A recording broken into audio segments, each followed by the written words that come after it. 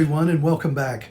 My name is Toby Edwards, and I'm the author of the upcoming book, Divine Disadvantage, available July 7th on Amazon and Kindle. I wanted to take a few minutes today to discuss the idea of wilderness realities and how I came to understand what they were and how God would use them during my wilderness journey.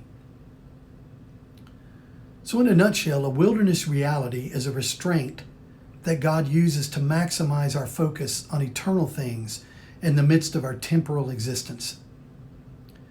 In my book, I discuss 5 wilderness realities that act like surgical restraints and hold a patient in place and prohibits them from moving during a delicate procedure. One example of a wilderness reality was a lack of purpose and vision. During my time in the wilderness, as God placed me into a state of divine disadvantage, He used a lack of purpose and vision to draw me to Him.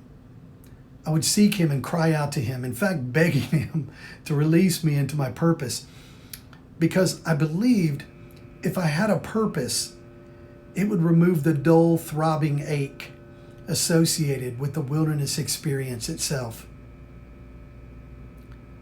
Unfortunately, I would go to God seeking for His guidance and permission to be released into my purpose. But what I didn't understand was the purpose of the wilderness was not to obtain my purpose, but to find Him. I was seeking after His hand and not His face, and that is idolatry. What I also did not understand at the time was that by crying out to God over and over and over again for purpose, that God was actually wearing me down until I no longer sought His hand, but sought His face. You know, we see this pattern with the children of Israel. God requested for them to come close at Mount Sinai because He intended to make His people His ambassadors to the world. But the children, His children, refused to be fixed on their spiritual assignment and instead could only complain that they had no meat to eat, no onions, no leeks, and no garlic.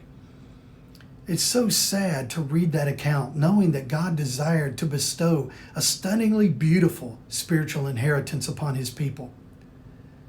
But all they could think about was their fleshly appetites. It is exceedingly sad when reading those passages to realize that just like Esau, they gave up their spiritual birthright for a natural bowl of porridge. God knew that without my ability to function in purpose and vision, that I would become very agitated and unsettled. He knew that to not give me the thing I wanted would position me to receive the thing I needed.